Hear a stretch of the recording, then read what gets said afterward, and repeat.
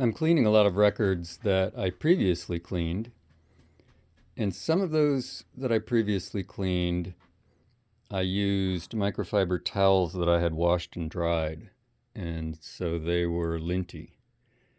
That was a mistake, and so I'm hoping to undo that mistake by simply running these records through the ultrasonic cleaner.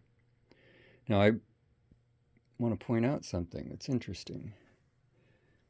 See all the stuff on the bottom there?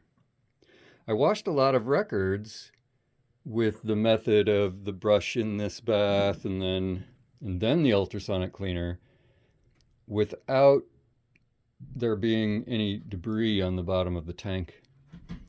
And the first time I saw this kind of debris at the bottom of the tank was from re-washing or ultrasonically cleaning records that I had previously washed, but perhaps wiped with a linty towel.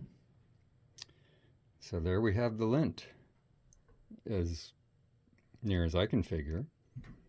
And that's what the ultrasound has removed. Pretty cool, pretty good, pretty beneficial, wouldn't you say?